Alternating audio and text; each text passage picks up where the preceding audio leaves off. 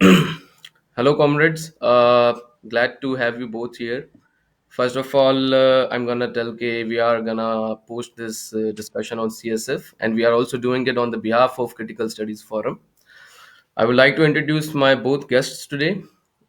We are having Comrade Masroor Shah here, currently leading Porat Mazamat Tehreek, an intellectual, writer, and academician. Comrade, thank you so much कि आप आए इस discussion पे. We have Comrade Ayaz Malik here. He's also an academician and intellectual and a part of AWP. We are very happy to have you here in this discussion. We're going to talk about the question of Afghan refugees in Sindh, जो कि बहुत ही ज़रूरी topic है मेरी नज़र में भी, और अभी करंटली ऑडियंस और मासेस में भी बहुत ज़्यादा इस पर डिबेकल चल रहा है. तो ये वक्त के दानश्वरों और थिंक टैंक्स का फ़र्ज बनता है कि वो इस पर क्लैरिटी भी दें,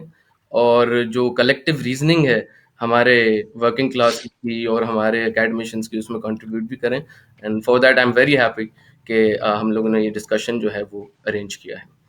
तो we gonna have 25 minutes to 20 minutes for each of the speakers कि वो पहले अपना बुनियादी एक नुक्ता नज़र जो है वो शेयर करें इस मसले पे कि वेदर अफ़गान रेफ्यूजीज़ का सिंध में होना, उसका तारीख़ी क्या पस मंज़र है, और सिंध की लिबरेशन या सिंध के कौमी सवाल से मुंसलिक उसके मुस्तकबिल का क्या पस मंज़र है, और जो दो राय मिल रही हैं हमें एकेडमिया में, उसमें कहाँ पर कौन सी पोजीशन जो है वो ज़्यादा क्लैरिटी दे रही है और ज़्यादा कोहेरेंट है. तो गोइंग टू कॉमरेड मसरूर के कॉमरेड मसरूर, काइंडली आप बता सकते हैं कि what is your take on Afghan refugees in Sindh, and how do you see this? Thank you. सबसे पहले कल्ब CSF शुक्रिया उनका. ये बहुत एक संजीदा मौजू है और बहुत ही सेंसिटिव भी मौजू है, क्योंकि बहुत साइड्स यहाँ एक तरफ अफ़गान रिफ्यूजीज़ या अफ़गान कौम, उनकी मजलूमियत, उनका एक अहम एक एस्पेक्ट है, और एक तरफ सिंध का जो डेमोग्राफिक जो एक एस्पेक्ट है वो भी बहुत सिंध के लिए सेंसिटिव इशू है.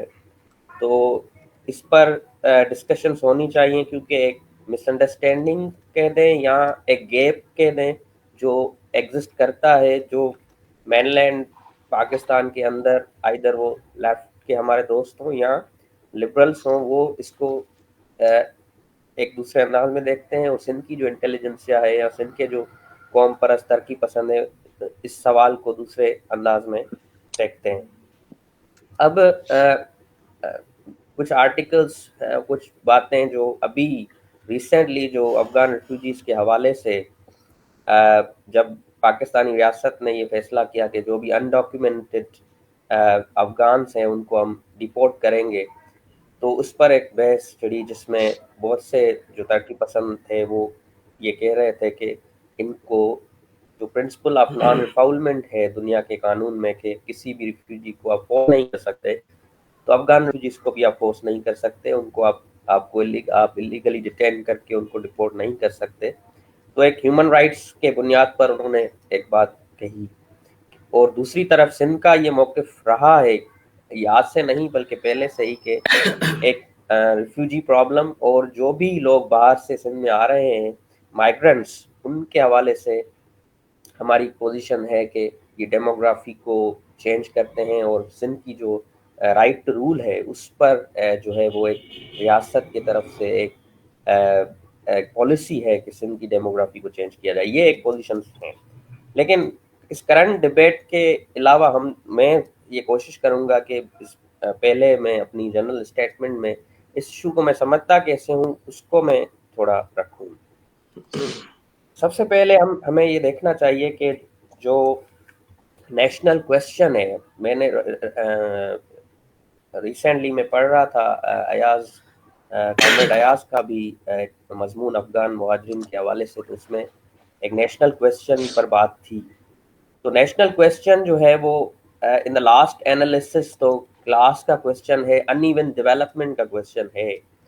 ये हम सब मानते हैं कि सरमायादारी इंपीरियलिज्म के अंदर जो अनइवन डेवलपमेंट होती है उससे रिलेटेड क्वेश्चन है. लेकिन इन द लास्ट एनालिसिस इसको हम अनइवन डेवलपमेंट के नुक्ते नज़र से देख सकते हैं, लेकिन نیشنل کویشچن پاکستان کے اندر اس ان ایون ڈیولپمنٹ کی اور کلاس کی جو کرسٹلائزیشن ہوتی ہے وہ ایک مونولتھ رینٹیئر ریاست کی صورت میں ہوتی ہے. یعنی اس ان ایوننیس کی جو کرسٹلائزیشن ہے، جہاں جہاں وہ کنڈینس ہوتے ہیں تضادات، وہ بیسیکلی وہ ریاست ہے جو ہم سمجھتے ہیں کہ دو قومی نظریے پر اور یہاں کے اقوام کے انکار پر کھڑی ریاست ہے. اور اس کے پاس پہلے دن سے ایک آئیڈینٹی کا کویشچن تھا، اور اس کا ٹارگیٹ یہی تھا کہ اس کا اکنامک لاجک جو ہے وہ یہی ہے کہ یہاں کی اقوام کے وسائل اور یہاں کے اقوام کی جغرافی کس طرح سے رینٹ آؤٹ کر کے سروائیو کیا جائے. تو پہلے دن سے ہی اس ریاست کے اندر یہ ایک پوزیشننگ تھی، اور ایک فیک قسم کی یا ایک آرٹیفیشل قسم کی نیشن بلڈنگ کرنے کی کوشش کی وجہ سے انہوں نے مختلف حربے استعمال کیے کہ یہاں کی انڈیجینس جو اقوام ہیں ان کے کلچر، ان کی تہذیب کو کس طرح سے نگیٹ کیا جائے. اس میں ایک اہم جو پارٹ ہے وہ سندھ کے حوالے سے یہ ہے کہ سندھ کے اندر ہم دیکھتے ہیں کہ انہوں نے مختلف پالیسیز اختیار کیں، اور اس کا جو افیکٹ ہے وہ افیکٹ سندھ کے مجموعی قومی جو تشخص ہے اس پر پڑا. اردو زبان ہو، مذہبیت کو نافذ کرنا ہو، اور اس میں اہم ایسپیکٹ جو تھا وہ ایک ڈیموگرافک چینج بھی ہے. تو فرسٹ آف آل ہم اس کو اس طرح سے میں دیکھتا ہوں کہ یہ صرف اس طرح سے نہیں ہے کہ ایک آٹومیٹک ان ایون ڈیولپمنٹ ہے. بیسیکلی اس کی کرسٹلائزیشن اسٹیٹ کی کانشیس پالیسیز میں ہوتی ہے. ان ایوننیس کو ریپروڈیوس ریاست کرتی ہے. تو ایک چیز یہ ہے. دوسری چیز کہ جب ہم ریفیوجی کویشچن یا مائیگرنٹس، کیونکہ جب ہم یہ ٹرم استعمال کرتے ہیں تو ہمیں ڈفرینشیٹ کرنا چاہیے، کیونکہ لیگلی بھی ان میں فرق ہے کہ ریفیوجی وہ ہوتے ہیں جو بیسیکلی فورس کیے جاتے ہیں کسی ملک سے، اور وہ واپس نہیں جا سکتے اپنے ملک کی طرف، کیونکہ وہ ان کو فیئر آف پرسیکیوشن یا فیئر آف لائف ہوتی ہے، تو وہ ریفیوجی کہلاتے ہیں جو ڈاکیومنٹڈ ہوتے ہیں. مائیگرنٹس جو ہوتے ہیں وہ بیسیکلی اکنامک اپرچونیٹیز کے لیے لیگلی بھی آ سکتے ہیں، لیگلی بھی آ سکتے ہیں. تو یہ تھوڑا فرق ہے نا. تو جب میں بات کروں گا تو دونوں کی کروں گا، ریفیوجی مائیگرنٹس. تو مائیگریشن کو کے کوشچن کو یا ریفیوجی کے کوشچن کو بھی ہم جب دیکھتے ہیں تو ہمیں دوسرے ایک لینس جو ہے وہ میں سمجھتا ہوں کہ ہم اس ریاست یعنی یورپین جو ماڈل ہے کیپٹلزم کا گلوبلی، جو اس پر جو ڈسکورسز موجود ہیں، اس کے تناظر میں ہی ہم پاکستان میں ریفیوجی کوشچن کو دیکھتے ہیں. جبکہ پاکستان کے اندر ایک اسپیسیفسٹی ہے اس کوشچن کے حوالے سے جو ہمیں سمجھنے کی ضرورت ہے. فار ایگزامپل، ویسٹ کے اندر جب ریفیوجی کرائسس ہوا یا ریفیوجی کرائسس ہوتا ہے تو وہ بیسیکلی وہاں کے جو لبرل یا لیفٹسٹ ہوتے ہیں وہ ایک بات کرتے ہیں کہ یہ جو ریفیوجیز ہے یہ ان ایون ڈیولپمنٹ اور امپیریلسٹ جنگوں کی وجہ سے یہاں آ رہے ہیں، اور اس کا جو بیسک جو کہتے ہیں کہ بیسک جو روٹ کاز ہے وہ ہماری ریاستیں ہی ہیں، ہمارے امپیریلسٹ پالیسیز ہی ہیں. اس لیے ہمیں ان ریفیوجیز کو ویلکم کرنا چاہیے جب تک کہ امپیریلسٹ کانفلکٹس ختم نہیں ہوتے. یہ ہوتی ہے بیسیکلی ایک پروگریسو پوزیشن، جب آپ سینٹر میں بیٹھے ہوں اور وہاں پر ریفیوجی کرائسس کا کوشچن آ رہا ہو، اور وہاں کی جو رائٹ ونگ ہوتی ہے وہ کہتی ہے کہ نہیں، یہ ریفیوجیز جو ہیں وہ ہمارے جابس پر جو ہے ڈومینیٹ کریں گے، یہ ہماری اسپیسز میں انکروچ کریں گے، یہ ہمارے کلچر میں انکروچ کریں گے. تو یہ ایک لیفٹ اور رائٹ کا جو ڈیوائڈ ہے ویسٹرن سوسائٹیز کے اندر ریفیوجی کے معاملے پر یا مائیگرنٹس کے معاملے، ایلیگل مائیگرنٹس کے معاملے پر، وہ اس طرح سے ہے. تو جب ہم پاکستان کے اندر اس کوشچن کو ڈیل کر رہے ہوتے ہیں تو ہم اسی تناظر میں ریفیوجی یا مائیگرنٹ کے کوشچن کو دیکھتے ہیں کہ پاکستان کیونکہ پانچواں صوبہ، اس کی امپیریلسٹ پالیسی افغانستان کے اندر، تو ہمارے جو دوست ہیں وہ بھی اس طرح سے دیکھتے ہیں کہ بیسیکلی یہ ریاست ہے جو ذمہ وار ہے ان ریفیوجیز کا. اور یہ بات صحیح بھی ہے، یہ میں نہیں کہہ رہا کہ صحیح نہیں ہے، لیکن یہ ایک ون ایسپیکٹ ہے ریفیوجی کرائسس کو دیکھنے کا. تو ریاست ذمہ وار ہے، اور جب ریاست ذمہ وار ہے تو وہ ریفیوجیز جو ہیں وہ مظلوم ہیں، آف کورس ہیں، کیونکہ وہ ریاستی جنگ کی وجہ سے پاکستان میں آئے ہیں. ان کو فورسفلی ڈپورٹ کرنا یا ان کے خلاف یعنی ان کو ویلکم کیا جائے، کیونکہ ہم پروگریسو ہیں. اگر ہم یونٹی چاہتے ہیں، ایک انٹرنیشنلزم چاہتے ہیں، تو ہمیں ٹارگیٹ کرنا چاہیے ریاست کو, اور جب تک ریاست اپنی پالیسی ختم نہیں کرے گی اسٹریٹجک ڈیپتھ کی, تب تک یہ رہنے چاہیے. یہ ایک اس طرح سے ہے کہ ہم وہی ماڈل جو ہے وہ ریفیوجی کا جو ویسٹرن ڈسکورسز میں, لیفٹ کے ڈسکورسز میں ہوتا ہے, وہی ہم پاکستان میں دیکھتے ہیں. لیکن میں سمجھتا ہوں اس میں تھوڑا سا فرق ہے. ایک طرف پاکستان کے اندر, کیونکہ پاکستان نے, جب میں نے بات کی کہ یہ قوم اقوام کے انکار پر کھڑی وہ ریاست ہے, اور مختلف اقوام کو انہوں نے مختلف انداز سے نیگیٹ کرنے کے لیے پالیسیز جوڑی, مختلف انداز سے ڈیل کیا ہے. فار ایگزامپل, جہاں افغان پشتونوں کو, پشتونستان کے خطرے کو ڈیل کرنے کے لیے انہوں نے اسٹریٹجک ڈیپتھ کی پالیسی بنائی, سامراج کے ساتھ انہوں نے جنگیں کی, اس کی وجہ سے وہاں سے ریفیوجیز آئے, مائیگرینٹس ہوئے. پشتونوں کو جب انہوں نے اس طرح سے ڈیل کیا, لیکن سندھ کو انہوں نے دوسرے انداز سے ڈیل کیا ہے. سندھ کے اندر مائیگریشن جو ہوئی ہے کولونیل ٹائمز سے یا ایون پوسٹ کولونیل ٹائمز میں, وہ صرف کسی امپرسنل اکنامک لاجک کی وجہ سے صرف نہیں ہوئی ہے, یا کسی ڈیزاسٹر کی وجہ سے نہیں ہوئی ہے. یعنی اکنامک لاجک یہ ہوگا کہ اپرچونٹیز, اکنامک اپرچونٹیز, ایک نارمل مائیگریشن ہوتی ہے. دوسری ڈیزاسٹرز یعنی ریفیوجیز, جنگوں کی وجہ سے. ہم سمجھتے ہیں کہ یہاں پر جو مائیگریشن ہوئی ہے کولونیل ٹائم سے لے کر, اس میں ایک سیٹلر کولونیل ٹائپ پالیسیز بھی کار فرما تھیں, جہاں جب سندھ کے اندر مائیگریشن ہوئی. فار ایگزامپل, پہلی جو مائیگریشن سندھ میں ہوئی وہ سکھر بیراج سے بھی پہلے ہر تحریک کی موومنٹ میں ہوئی. اس پر جو کولونیل رائٹرز ہیں ان کے پیپرز موجود ہیں, لمبرگ کے پیپرز موجود ہیں, اور وہ اپنے پیپرز میں یہ لکھتا ہے کہ جب یہاں پر ہر مزاحمت تیز ہوئی, پہلی ہر مزاحمت 1890s میں, اور بعد میں 1943 2 اور 3 میں جب دوسری ہر مزاحمت تیز ہوئی,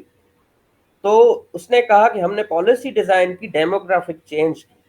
اور اس وقت دوسری اور مزاحمت میں سندھ کی جو آبادی تھی وہ 50 لاکھ تھی. 4 لاکھ کے قریب جو لوگ تھے وہ کنسنٹریشن کیمپس میں تھے,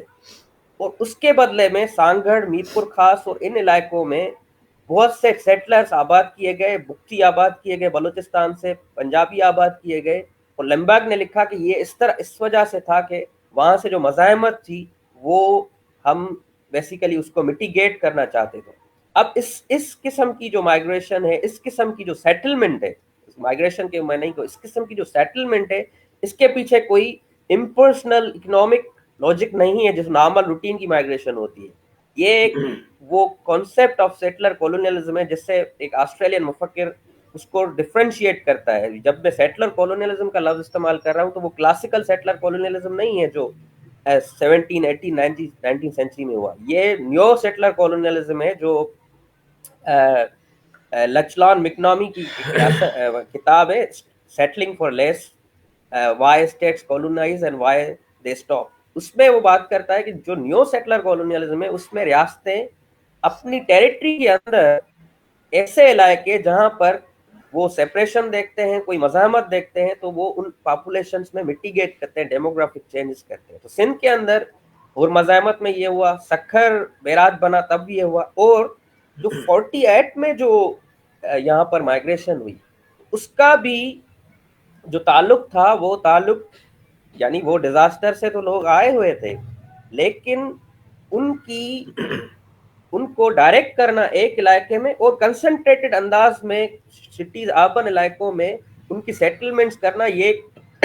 کوئی نیچرل مائیگریشن کا روٹ نہیں تھا. یہ ایک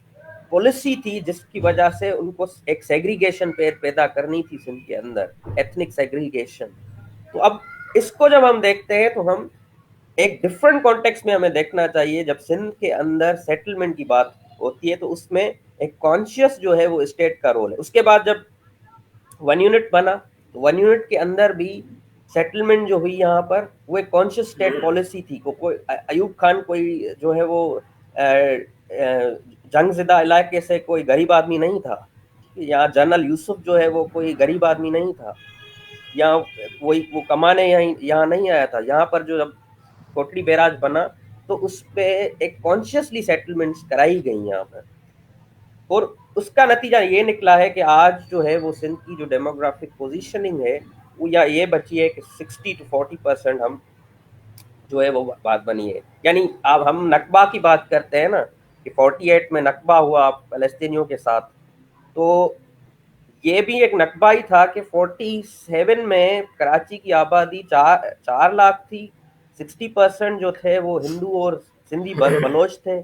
اور 51 میں وہ آبادی 11 لاکھ ہو گئی, اور 10 لاکھ جو ہے وہ 10% سے 5% جو ہے وہ جو انڈیجنس لوگ تھے وہ بچ گئے. تو یہ بھی ایک قسم کا نقبہ ہی تھا. تو اس طرح سے جو ہے وہ مائگریشن کا ایک کانسیپٹ ہے. تو یہاں پر جو سیٹلمنٹ کا کانسیپٹ ہے, جو تسلسل ہے, وہ اس میں ایک اضافی ایلیمنٹ آ جاتا ہے, وہ ہے اسٹرکچرز آف سیٹلر کولونیلزم یا اسٹرکچرز آف پالیسیز. اور وہ جب یہاں پر لوگ آتے ہیں اور ریاستی پالیسی کی وجہ سے آتے ہیں, تو پھر ایک نیا ایلیمنٹ پیدا ہوتا ہے کہ پھر وہ آرگنائز ہوتے ہیں یہاں پر ایک ایتھنک آئیڈینٹی کی بنیاد پر, کانسٹیٹوئنسیز بناتے ہیں. اور پھر ہم نے دیکھا کراچی, حیدرآباد اور جو بھی سندھ کے علاقے ہیں وہاں پر جو ایک ایتھنک کانفلکٹ بنا, اس میں جہاں اکنامک معاملات تھے, نیو لبرلزم اسپیسس کے معاملات تھے, وہاں پر یہ ایک اضافی ایلیمنٹ اسٹیٹ کا بھی تھا, سیٹلر کولونیزم کا. جو بھی آبادی آئی اس نے اپنے کانسٹیٹوئنسیز بنائی, وہ ایک خاص علاقے میں کنسنٹریٹ کی گئی, اور پھر انہوں نے الیکٹورل جو ہے وہ رول بھی پلے کیا. اور اب آپ دیکھیں کہ سب کی ایتھنک بنیادوں پر کانسٹیٹوئنسیز بھی بنی ہوئی ہیں. تو یہ ایک ہے. اب جب افغان ریفیوجیز کی بات آتی ہے تو اب دو باتیں آ گئی. ایک طرف وہ مظلوم ہیں, وہ جنگ زدہ ہیں, افغانیوں کو پختونوں کو جس طرح سے ڈیل کیا گیا اور سندھیوں کو جس طرح سے ڈیل کیا گیا, یہ ایک ہی قوت ہے جو کر رہی ہے, لیکن ہمارا کانٹیکس بالکل ڈفرینٹ ہے, ان کا کانٹیکس بالکل ڈفرینٹ ہے. اب ہم اس کو کس طرح سے دیکھیں, اس کی ایک جو ہے وہ ایگزامپل ہے. سیریا کے اندر جب یہ سول وار شروع ہوئی تو 4 ملین سیرین ریفیوجیز جو ہیں وہ یورپ کی طرف جا رہے تھے. تو ٹرکی نے جو ہے وہ ایک ایگریمنٹ کی یورپی یونین سے کہ میں ان کو ریسیٹل کرتا ہوں پیسوں کے, U N H C R سے انہوں نے کی. 2019 میں اردگان نے ایک بات کی کہ ہم ایک اسپیشل اکنامک اسپیشل پیس زون بنا رہے ہیں ناردرن سیریا کے اندر اور ٹرکی کی بارڈر پر, اور سارے سیرینز کو ہم یہاں پر سیٹل کریں گے. اچھا, وہ علاقہ ہے روجاوا کا علاقہ, کردوں کا علاقہ. تو ساری دنیا نے یہ بات کی کہ آپ ایک مظلوم کو دوسرے مظلوم کے خلاف استعمال کرنے کی کوشش کر رہے ہیں. آپ ایک طرف سیرین مظلوم, ان کو آپ کہہ رہے ہیں کہ ہم آپ کو آباد کریں گے. صحیح ہے, آپ آباد کریں تو آپ انکارا میں آباد کریں, آپ استنبول میں آباد کریں, آپ پیرس میں آباد کریں. ان کو ایک ٹرمپ کارڈ کی طرح, ایک فٹ بال کی طرح ایک طرف ان کو جنگ میں, سیرین جنگ میں ان کو ڈسپلیس کرتے ہیں, دوسری طرف ان کو یوز کر کے کردوں کے خلاف استعمال کرتے ہیں تاکہ کردوں کی ڈیموگرافک چینج کی جائے. پاکستانی ریاست اس طرح سے لڑتی ہے کہ ایک طرف وہ ڈسپلیس کر رہی ہے لوگوں کو, جو اس کی پالیسی ہے اسٹریٹجک ڈیپتھ کی, اور انہی لوگوں کو پھر دوسرے مظلوموں کے خلاف استعمال کر رہی ہے. جس طرح سے ہوا کہ ہولوکاسٹ کے لوگ جو ہے وہ ڈسپلیس وہاں سے ہوئے اور پھر ان کو استعمال کیا گیا عربوں کے خلاف. تو یہ ایک حکمت عملی جو ہے وہ اس طرح سے کار فرما ہے کہ ہم یہ سمجھتے ہیں کہ افغان ریفیوجیز جو ہیں وہ بالکل ان کی جو میجارٹی ہے جو وہاں سے ڈسپلیس ہوتے ہیں, جو ریئل معنی میں ڈسپلیسمنٹ کے شکار ہیں, وہ بالکل مظلوم ہیں. لیکن ریاست کیا کرتی ہے کہ ان کو ایک چینلائز کر رہی ہے اپنی پرانی سیٹلر کولونیلزم نیٹ ورکس کے اندر. کیونکہ بنیادی معاملہ یہ ہے کہ پاکستان جو ہے وہ U N H C R کی جو کنونشن ہے آن ریفیوجیز, اس کو ریٹیفائی پاکستان نے نہیں کیا. پاکستان کے اندر کوئی بھی ریفیوجیز کے حوالے سے اور اریگولر مائگریٹری فلوز کے حوالے سے کوئی بھی لیجسلیشن اور میکینزم نہیں ہے. پاکستان میں جو ریفیوجیز ہیں ان کے حوالے سے کچھ میں فیکٹس اور لا کی بات کرنا ضروری ہے کہ کس طرح سے یہ پالیسی یہ کھیلتے ہیں. پاکستان کے اندر 4 کیٹیگریز ہیں. ایک کیٹیگری کے اندر، کیونکہ پاکستان جو یو این پروٹوکول ہے 1967 ریفیوجیز پر، اور یو این کنونشن ہے 1951، جس کے تحت ریاستوں کو یہ کہا گیا ہے کہ آپ اپنی نیشنل پالیسی بنائیں گے، پروسیجر بنائیں گے کہ آپ ریفیوجیز جو ہیں ان کو الگ کر کے آپ ان کو ازائلم دیں گے، ان کو سہولیات دیں گے، اللیگل جو مائیگرینٹس ہیں ان کے حوالے سے آپ الگ پالیسی بنائیں گے، اور جو لیگل مائگریشن ہوتی ہے وہ تو ساری دنیا میں ہوتی ہے۔ تو پاکستان میں یہ ایسا کوئی بھی میکینزم نہیں ہے۔ پاکستان میں یہ ہوا کہ جب 78 میں سور انقلاب آیا اور اس کے بعد افغان جنگ ہوئی، تو پاکستان نے پرائما فیسی کچھ ریفیوجیز کو، یعنی کچھ ملین ریفیوجیز کو ایکسیپٹ کیا یو این کے کہنے پر۔ پھر ایک ایگریمنٹ ہوئی جس کے تحت U N H C R کو یہ مینڈیٹ دی گئی، U N H C R کو، کہ وہ ریفیوجیز کو، یہاں پر جو ریفیوجیز افغان ریفیوجیز ہیں یا جو بھی ریفیوجیز ہیں، ان کو ریگولیٹ کرے یا رجسٹر کرے، جس کے تحت پی او آر ان کو ملے۔ باقی پاکستان میں تو کوئی پروسیجر تھا نہیں، تو زیادہ تر جو فارن نیشنلز ہیں، زیادہ تر جو مائیگرنٹس ہیں، زیادہ تر جو ریفیوجیز ہیں، یہ انٹر مکسڈ ہو گئے پاکستان میں۔ کوئی سیپریشن نہیں ہوئی کہ آئدر جو بندہ آ رہا ہے وہ ریفیوجی ہے،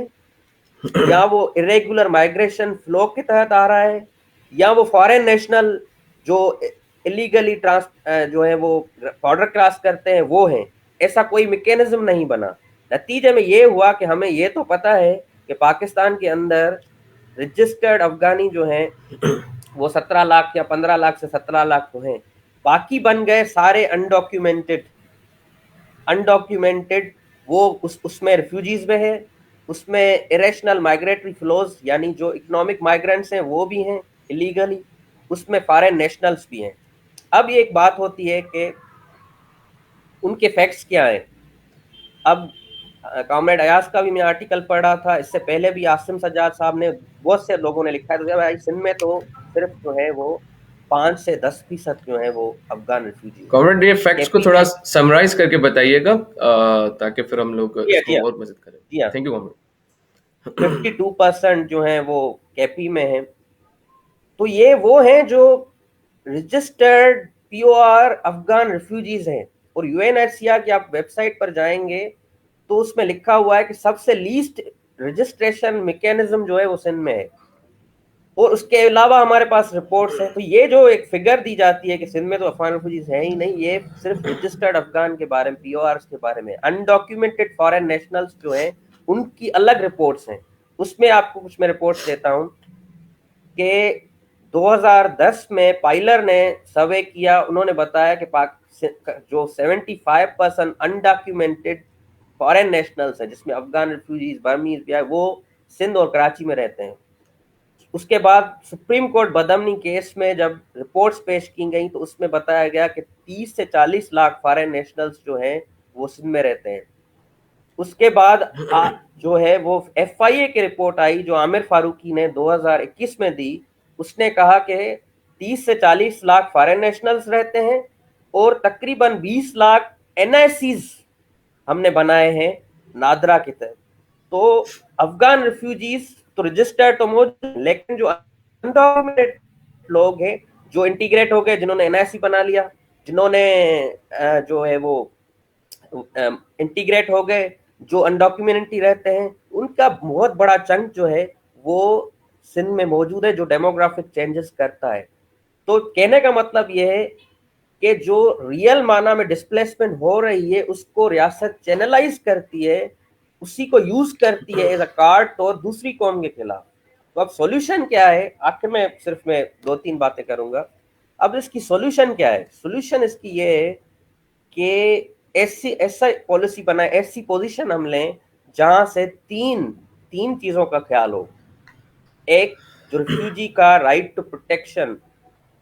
رائٹ ٹو انٹرنیشنل پروٹیکشن، جو اس کا فنڈامنٹل رائٹ ہے وہ اس کو ملے، یعنی افغان ریفیوجیز، جو مظلوم افغان ریفیوجیز ہیں، ان کو رائٹ ٹو انٹرنیشنل پروٹیکشن ملے۔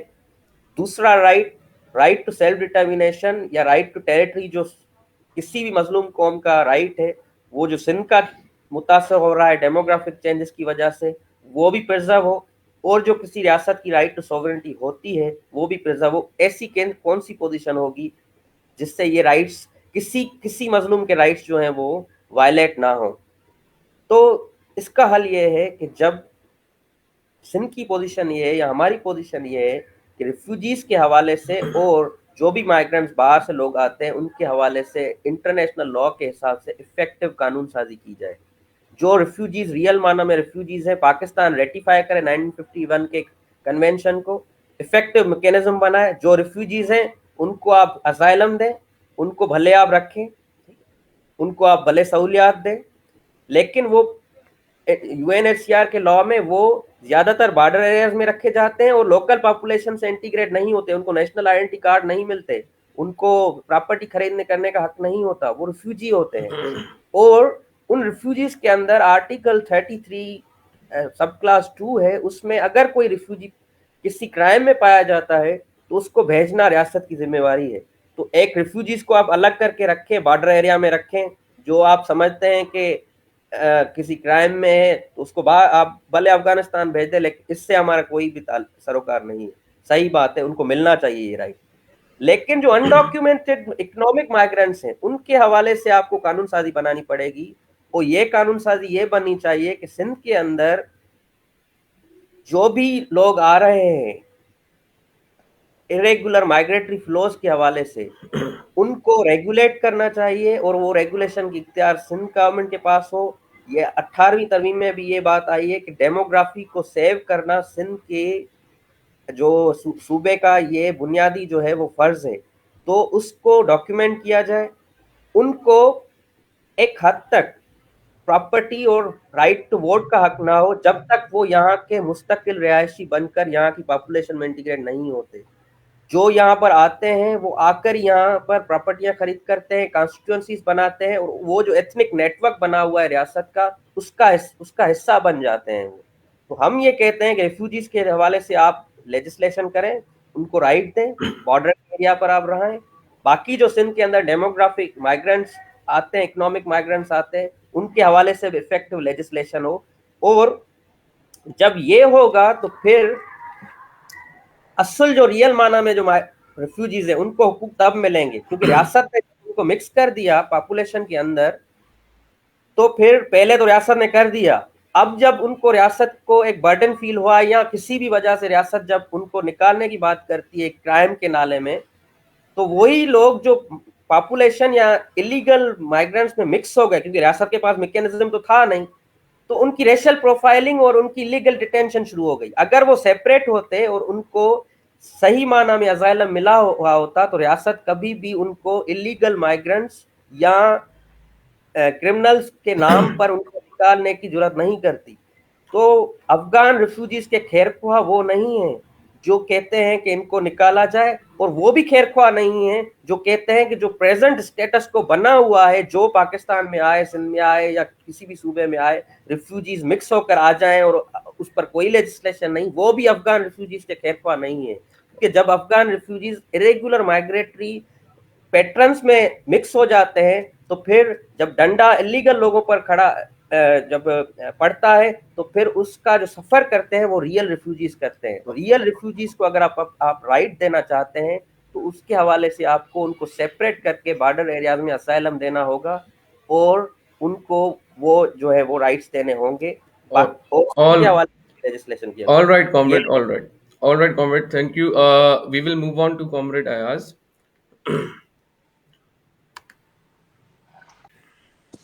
تو کامریڈ مسرور, آپ نے بڑا ہی ایمپلی ایکسپلین کیا اس ایشو کو, اور یہ جو ڈسٹنکشن ہے between a migrant and a refugee, اس کو بھی آپ نے واضح کیا, اور آپ نے یہ بھی جی بتایا دوستو. کہ کس طرح لاز اینڈ ریگولیشنس کے ایبسنس میں یہ سیٹلر کالونیل پروجیکٹ جو ہے وہ امپلیمنٹ کیا جاتا ہے ریاست کی طرف سے, کیسے لبریشن موومنٹس کو یہ نقصان دیتا ہے, especially when it comes to the question of Sindh. Moving on to comrade Ayaz. Comrade, you know کہ 1951 سٹیزن شپ ایکٹ کے تحت برتھ, ڈسینٹ اور مائگریشن کے تحت جو ہے ریاست سٹیزن شپ دیتی ہے. تو ہاؤ وڈ یو ڈیفائن کہ وہ افغان جو پہلے سے یہاں پر ہیں تھرو جنریشنز, اور جن کی مائگریشن لیٹر نہیں ہوئی, یا جو اس سلسلے میں جو آرگیومنٹس ہیں, آپ کائنڈلی اپنا ویو پوائنٹ کنزیومیٹلی بھی بتائیں اور اس پہ بھی تھوڑا نظر ثانی کریں. یو ہیو جی 20 منٹس. جی میری آواز آ رہی ہے؟ یس, بالکل آ رہی ہے. جی سب سے پہلے تو بہت بہت شکریہ تمام ساتھیوں کا مجھے یہاں دعوت دینے کا، اور مسرور بہت بہت شکریہ، بہت ہی واضح اور جامع طریقے سے اپنا جو ہے انہوں نے ویو پوائنٹ رکھا۔ کچھ چیزیں ہیں جن پہ میں اگری کرتا ہوں اور کچھ چیزیں ہیں جن پر میں ڈس ایگری کرتا ہوں مسرور سے۔ ایک تو جس پر ہم سارے میرے خیال میں اگریڈ ہے کہ یہ جو دو پولیرٹیز ہیں، کہ ایک طرف ایک ٹاکسک ایتھنک نیشنلزم اگر آپ لے لیں کہ بھائی یہ سب چور ڈاکو ہیں اور ان کو مارو بھگاؤ اور یہ سب، ان سب سے ہم دور ہیں، میرے خیال میں اس پہ سب اگریڈ ہیں۔ اور دوسری بات یہ کہ جو ایک تجریدی اور یہ ہوائی قسم کی پاکستانی نیشنلزم بھی ایک طرف، اور دوسری طرف جو ہوائی یا میکینیکل قسم کی جو کلاس یونٹی کی بات ہوتی ہے لیفٹ کے میرے خیال میں میکینیکل جن کو میں کہتا ہوں جو پڑھتے ہیں ان میں، اس سے بھی میرے خیال میں ہم دور ہیں، کیونکہ ہم سارے، اور میں نے مضمون میں بھی یہ بات لکھی ہے کہ ہمیں قومی سوال، اس کی مربوطیت، اس کی صرف موضوعیت نہیں، اس کی معروضیت یعنی اس کی آبجیکٹیوٹی کو، اس کو تاریخی تناظر میں سمجھنے کی ضرورت ہے۔ تو اب سوال یہ ہے کہ ہم قومی سوال کو سندھ میں سمجھیں کس طرح۔ میرے خیال میں یہ ایک براڈ کانٹور ہے جو ڈسکشن کا، جو بنیادی میرے خیال میں جو بنیادی ماخوذ ہے، جو بنیادی نقطہ ہے۔ یہاں پر بات ہے، جس بات پہ میں اپنا مسرور سے ڈس ایگری کرتا ہوں، وہ سیٹلر کلونیلزم کی کیٹیگری کے اوپر ہے۔ اس کا مطلب یہ نہیں ہے کہ جیسے کہ میں نے کہا کہ سندھ میں قومی سوال نہیں ہے، یا اس کو ہم انٹرنل کلونیلزم یا نیو کلونیل سوال نہیں کہہ سکتے، لیکن سیٹلر کلونیل کی اصطلاح سے میں ڈس ایگری کرتا ہوں۔ اس کی کئی ساری وجوہات ہیں۔ بنیادی طور پہ اگر میں بات کروں کلاسیکل میں بھی، اور جو نئی جو ڈیفینیشنز ہیں، جو نیا فینومینن ہے سیٹلر کلونیلزم کا، وہ بیسیکلی دو چیزوں پر کھڑی ہے، وہ جو سیٹلر کلونیلزم کیٹیگری ہے۔ ایک یہ، اور جو کہ ہمیں کلاسیکلی جیسے کہ مسرور نے بھی اس طرح اشارہ کیا، شمالی امریکہ سے بھی آتی ہے اور آسٹریلیا نیوزی لینڈ سے آتی ہے، اور آج کے دور میں اور پچھلے 70-80 سال میں یہ اپارتھائڈ ساؤتھ افریقہ اور پھر اب فلسطین اسرائیل کے معاملے سے نکلتی ہے۔ اس میں دو چیزیں بہت اہم ہیں سیٹلر کلونیل کی کیٹیگری اگر ہم جب استعمال کرتے ہیں۔ ایک ہے جو کہ ہے لاجک آف ایلیمینیشن، کہ جو شمالی امریکہ میں انڈیجنس لوگوں کے ساتھ ہوا، آسٹریلیا میں اب اوریجنل لوگوں کے ساتھ ہوا، کہ ایک لاجک آف ایلیمینیشن ہے سیٹلر کلونیلزم میں، جو کہ ضروری نہیں ہے کہ ایلیمینیٹ کیا جائے، لیکن ایک جینوسائڈ کی لاجک ہوتی ہے جو کسی بھی پوائنٹ پہ ایکٹیویٹ ہو جاتی ہے، جو کہ ہمیں اب فلسطین میں نظر آتی ہے۔ بات نمبر 1۔ نمبر 2، اب میں بڑی موٹی سادہ باتیں کر رہا ہوں۔ نمبر 2 جو بہت اہم ہے، جو سیٹلر کلونیلزم میں ہمیں نظر آتی ہے تاریخی طور پر اور آج کے دور میں بھی، وہ ہے اسپیشل سیکوسٹریشن، یعنی کہ جو انڈیجنس کمیونٹیز ہیں، جو وہاں کے باشندے ہیں، جو قومیں ہیں، ان کو خاص اسپیس میں کنفائن کر دیا جائے، اور محض انڈائریکٹ طریقوں سے نہیں بلکہ ڈائریکٹ طریقوں سے اس کو انفورس کیا جائے، مثال کے طور پر لیگل طریقوں سے۔ اس کی بڑی سادہ سی مثال ہمیں اپارتھائڈ ساؤتھ افریقہ میں ملتی ہے، کہ انہوں نے جب یہ اپارتھائڈ کا سسٹم جو ہے مڈ 20th سینچری میں کو کنکریٹائز کیا، اور اس سے پہلے بھی جب برٹش نے ٹیک اوور کیا بور وار کے بعد ڈچ سے، اور جو لینڈ سیٹلمنٹ ایکٹس وغیرہ جو آئے، انہوں نے لیگلی وہاں پہ انفورس کر دیا تھا کہ سیاہ فام لوگ جو ہیں، جو کہ ایک وسیع تر اکثریت تھی آبادی کا، وہ محض ریزروز میں رہ سکتے ہیں، جو ان کے جو بنتستان تھے، اور وہ تقریباً پورے جو ساؤتھ افریقہ کا جو پورا جو ریجن تھا، اس کا 7% جو نا وہ خطہ جو ہے وہ بنتستان کے لیے ریزرو تھا۔ تو ایک دو چیزیں جیسے میں کہا، logic of elimination settler colonialism کے سینٹرل ہے، دوسرا اسپیشل سیکویسٹریشن، خاص طور پہ لیگلی انفورس طریقے سے۔ اب اس کا مطلب اگر ہم سندھ کے کانٹیکس میں آئیں، جیسے کہ بسور نے بالکل صحیح بات کی کہ پاکستان میں قومی سوال نہیں، قومی سوالات ہیں، ہر سوال کو الگ طریقے سے اس کی اپنی تاریخ اور جغرافیہ کے بارے سے دیکھنے کی ضرورت ہے۔ سندھ میں بہت جبر ہوا ہے، قومی سوال کرنٹ ہے، جیسے کہ میں بار بار بات کروں، اس میں مزید بات کروں گا کہ کس طرح کرنٹ ہے، لیکن سیٹلر کلونیل کی کیٹیگری یہاں پہ نہیں اپلائی ہوتی۔ بہت سارے مسائل ہیں، جیسا کہ اپنا مسرور نے ذکر کیا، ہر تحریک کے زمانے میں، ایوب خان کے زمانے میں کس طرح سیٹلرز کو لا کے، اور خاص طور پہ جو پنجابی اور نان سندھی اسپیکنگ اشرافیہ کو زمینیں بانٹی گئیں، and so on so forth, وہ تمام تاریخ ہمیں پتہ ہے، اس سے میں ایگری بھی کرتا ہوں، اس سے کوئی انکاری نہیں ہے۔ لیکن settle colonial category, logic of elimination والی بات، جس میں ایک ٹینڈنسی ہوتی ہے جینوسائڈ کی طرف، نمبر 1، اور جو لیگل سیکوسٹریشن ہے زمین کی، کہ آپ ادھر ہی رہ سکتے ہیں، اس سے باہر آپ نہیں آ سکتے، وہ یہاں پر شکر ہے کہ جو ہمارے سندھی اسپیکنگ ساتھی ہیں، قومیں، ان کے ساتھ نہیں ہوا۔ بہت سارے اور قسم کے ظلم ہوئے ہیں، زمین کے حوالے سے، زبان کے حوالے سے، قوت محنت کے حوالے سے، لیبر کے حوالے سے، لیکن یہ لاجک آف ایلیمینیشن اور اسپیشل سیکویسٹریشن جو لیگل ہے وہ اس طرح نہیں ہوئی ہے۔ تو سیٹلر کلونیل کیٹیگری جو ہے میرے خیال میں ادھر استعمال کرنا تھوڑا ڈینجرس بھی ہے۔ جیسا کہ میں نے کہا، انٹرنل کلونیلزم یا نیو کلونیلزم کی کیٹیگری آپ استعمال کر سکتے ہیں، لیکن سیٹلر کلونیلزم کی کیٹیگری یہاں پہ استعمال نہیں ہو سکتی۔ اگین میں بار بار ایمفسائز کر رہا ہوں، اس کا مطلب یہ نہیں کہ قومی سوال نہیں ہے یا کلونیل جبر نہیں ہے، لیکن ادھر یہ مخصوص کیٹیگری استعمال کرنا میرے خیال میں ڈینجرس ہے۔ جہاں تک بات ہے ڈیموگرافی کی، اسی سے لنکڈ بات ہے ڈیموگرافی کی۔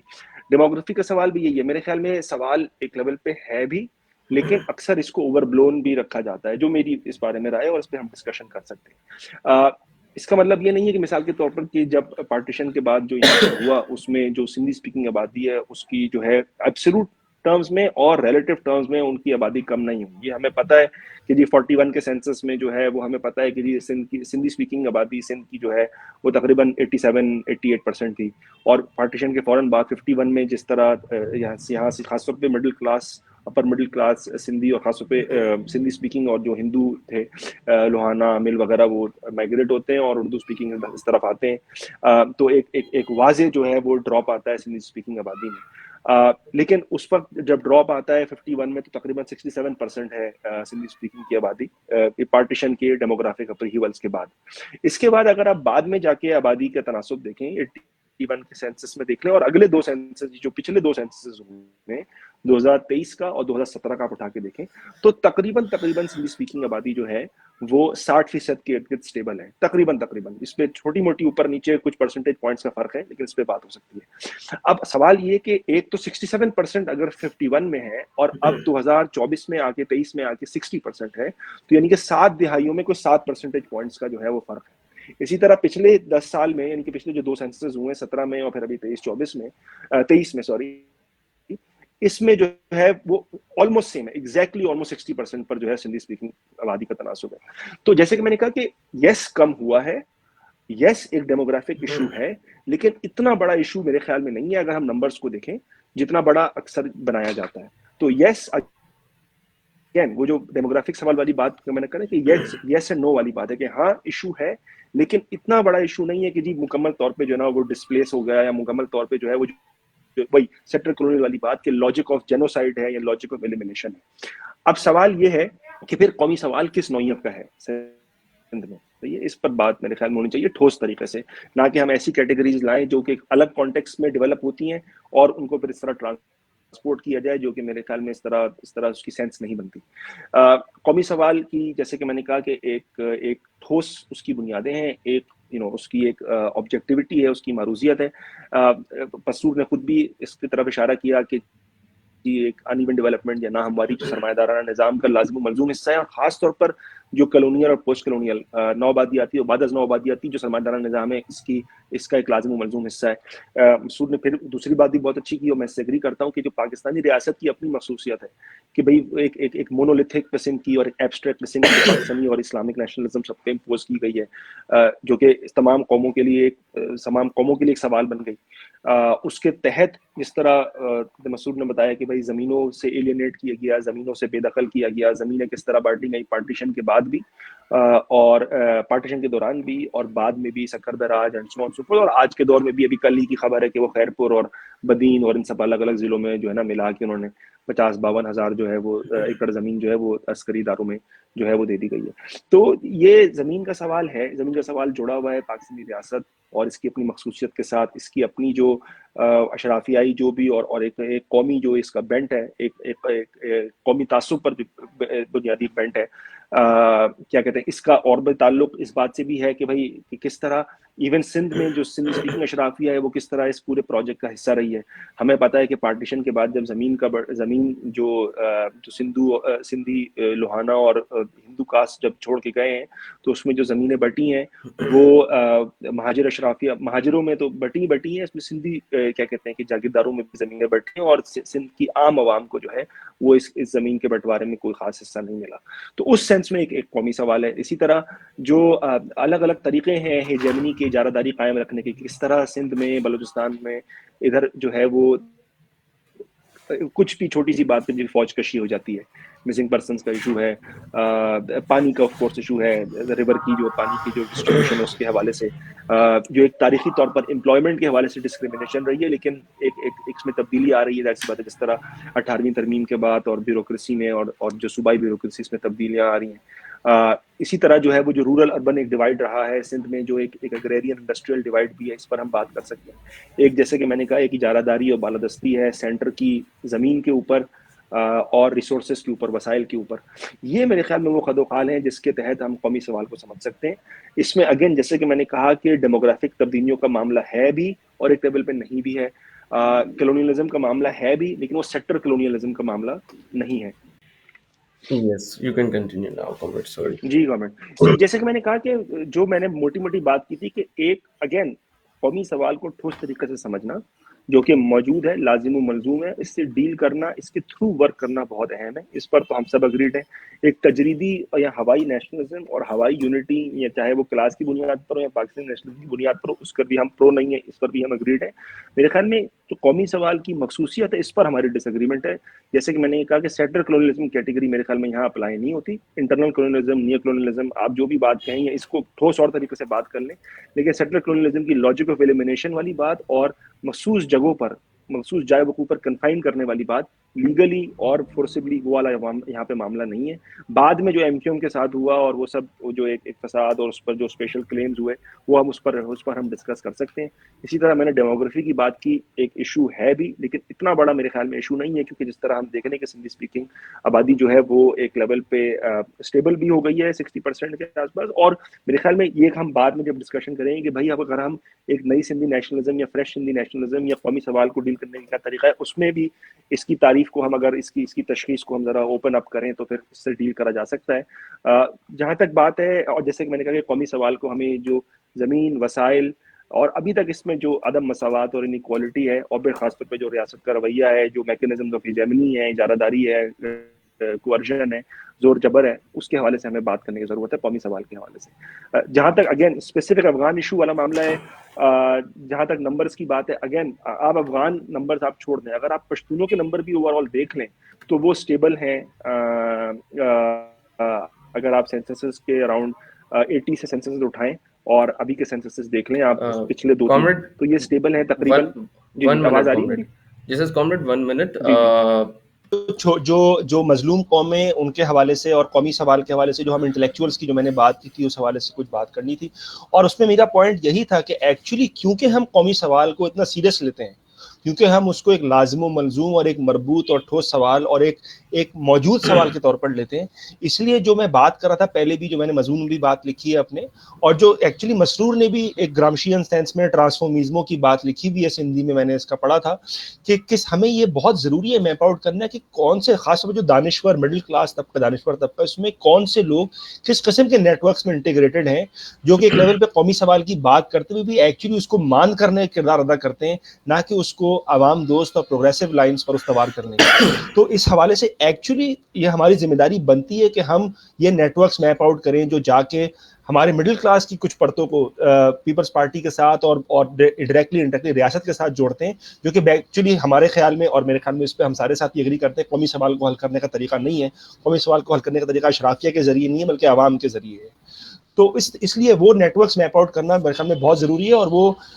ہر پرت کے، یعنی کہ جو مظلوم اقوام سے آ رہے ہیں، جو تھوڑی سی پریویلیج اقوام سے آ رہے ہیں، ان تمام یہ نیٹ ورکس میپ آؤٹ کرنا جو ہے وہ بہت اہم ہے. اور اسی لیے ہم کرتے ہیں کیونکہ ہم جانتے ہیں کہ ان دانشور طبقات میں ایسی پرتیں بھی ہیں جن کے ساتھ ہم الائنس بنا سکتے ہیں، جو ہمارے ساتھی ہیں، اور پھر یہ میپ آؤٹ کرنا کہ کون سے ہمارے ساتھی نہیں ہیں، کون ہمارے مخالف ہیں اس معاملے میں، جو اس سوال کو، جس سوال پر بات کرتے ہوئے بھی لیکن اس کو سولو کرنے کے لیے سیریس اس معاملے میں نہیں ہے. نمبر 1 تو یہ میں بات کرنا چاہ رہا تھا. دوسرا جو بات ہوئی تھی جو نیو سیٹلر کلونیلزم کے حوالے سے، اور اس میں میرا پوائنٹ یہی تھا کہ اگر ہم کلاسیکل والے سے باہر نکلیں، بلکہ کلاسیکل بھی آپ کیوں کہیں، جو اسرائیل اور فلسطین کا ہو رہا ہے وہ ایک بالکل کرنٹ بات ہے. اپارتھائڈ کی بات جو پچھلے 30-40 سال پرانی، یعنی کہ 20 سال پرانی بات ہے، کوئی اتنی زیادہ پرانی بات نہیں، 20-30 سال پرانی. میرا یہ پوائنٹ ہے کہ اگر ہم وہ لاجک آف ایلیمینیشن اور جو ایک خطے میں کنفائن کرنے والا جو پورا معاملہ ہے اس کو ہم نکال دیں، تو ایک کیٹیگری کو ہم کتنا اسٹریچ کر سکتے ہیں کہ اس سے پہلے کہ وہ کیٹیگری انریکگنائزیبل ہو جائے. میری بات آپ سمجھ رہے ہیں کہ ایک کیٹیگری کی تعریف کو ہم کہاں تک اسٹریچ کر سکتے ہیں، کہاں تک کھینچ سکتے ہیں کہ بھائی ایک لیول پہ پھر اس میں اور جو اوریجنل اس کا جو استعمال ہے اس میں کوئی مماثلت ہی نہ رہے. تو میرے خیال میں یہ معاملہ ہے کہ جو سندھ میں جو معاملہ ہے اور بھی اس طرح کے جو نیو کلونیل، انٹرنل کلونیل، وہی بات ہے، ہم کیٹیگریز پہ ہم بحث کر سکتے ہیں کہ ہمیں ان کو ذرا سا الگ طریقے سے سوچنے کی ضرورت ہے، کیونکہ سیکٹر کلونیل کی جو تعریف ہے وہ ادھر اس طرح بیٹھتی نہیں ہے میرے خیال میں. کیونکہ یہ جو دو بنیادی خلیے ہیں سیٹلر کلونیلزم کے، ایلیمینیشن والی لاجک اور اسپیشل کنفائنمنٹ والی، لیگلی انفورس اسپیشل کنفائنمنٹ والی، وہ اس طرح یہاں پہ نہیں ہے. لیکن اس میں بات پھر یہی ہے کہ اس کا مطلب یہ نہیں ہے قومی سوال مان پڑ گیا یا قومی جبر نہیں ہے. یہاں پر قومی جبر ہے، قومی لیول پر استحصال ہے، وسائل، زبان، قوت محنت، زمین، اس سب سے ایک بیگانگیت ہے, ایک ڈسپوزیشن کا پورا معاملہ ہے جو کہ عوامی لیول پر ہے, اشرافیائی لیول پر نہیں ہے, رائٹ. اور اس عوامی لیول پر جو ڈسپلیسمنٹ اور محرومی کا معاملہ ہے اس سے ڈیل کرنا ہی جو ہے وہ قومی سوال کو ایک ٹھوس طریقے سے ہم ڈیل کر سکتے ہیں, رائٹ. اسی طرح وہ ڈیموگرافکس کی سوال کی بھی بات آئی تھی. اب وہ نمبرز پہ ہم ڈیبیٹ کر سکتے ہیں کہ نمبرز کیا ہیں and so on so forth. میرا پوائنٹ یہی تھا کہ بھائی ڈیموگرافکس کا ایشو ہے, یہ بات آیا ہے بھائی کہ جو اگر ہم نمبرز بھی دیکھیں, سمپل سینسس کے نمبرز دیکھ لیں تو سندھی اسپیکنگ کے number compare to pre partition کم ہوئے, لیکن یہ بھی بات ہے کہ ایک لیول پہ اب سٹیبل ہو چکے ہیں. پچھلے 20-30 سال میں جو ہمارے پاس نمبرز آ رہے ہیں کہ سندھی اسپیکنگ کنسسٹنٹلی سندھ میں جو ہے وہ 60% کے آس پاس ہے, اور اردو اسپیکنگ سندھی جو ہے وہ 20% کے آس پاس ہے. تو ایک لیول پہ اگر 80% عوام وہ ہے جو اب یہاں پر ایک دورس ایک لانگ ٹرم سینس میں ہے, تو یہ نئی بنیادیں ہیں جس کے بنیاد پر ہم قومی سوال کو ایک ٹھوس طریقے سے سالو کر سکتے ہیں, ایک ایسی یکجہتی بنا کر جو اپنے آپ کو ایک لیول پہ ضم نہ کر لے, جو یکسویت نہ ہو, لیکن ایسی یکجہتی جو کہ فرق اور تفریق کو پہچانتے ہوئے جانتے ہوئے آگے بڑھے. اسی طرح اسی ٹھوس سوال کو جو میں آگے لے کر بڑھوں, تو جو مسرور نے بھی بات کی تھی کانکریٹ یونیورسلزم کی, یعنی کہ ایک ٹھوس افاقیت کے حوالے سے, رائٹ. اس ٹھوس افاقیت کے لیے یہی اہم بات ہے کہ ہم جو مختلف کمیونٹیاں ہیں, مختلف قومیں ہیں, جو بھی ہم ان کو کہیں, ان کی جو اپنی مخصوص تاریخ ہے, مخصوص زمین کے ساتھ جڑت ہے, مخصوص معیشت کا جو پورا رجحان ہے اس کو سمجھیں, اور پھر اس میں ہم ایک اپنی اپنی کمیونٹیوں میں, اپنی اپنی قوموں میں جو ہے وہ قومی شعور والا معاملہ کریں, جو قومی شعور کو اجاگر کرنے کی بات کریں, جو کہ مسرور نے جس کو پارشل نیگیشن کہا. لیکن قومی شعور کو ہم جب اجاگر کرتے ہیں تو پھر ہمیں اپنی کمیونٹیوں میں, اپنے قوموں میں وہ سوال, تلخ سوشل سوالات اٹھانے پڑتے ہیں,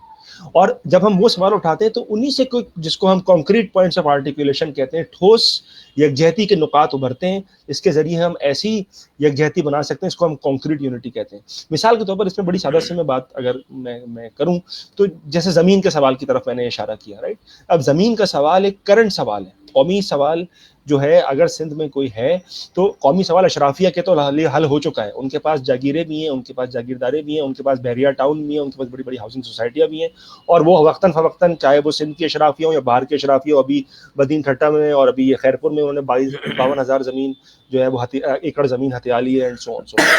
تو جو زمین کا سوال باقی ہے, جو قومی سوال جس بات سے جڑا ہوا ہے, وہ عام عوام کے لیے نہیں حل ہوا, رائٹ. ہمیں پتہ ہے کہ سندھ میں 5% گھرانے ابھی بھی جو ہے وہ 67% تقریباً 70% زمین پر قابض ہیں دیہی علاقوں میں. اسی طرح کراچی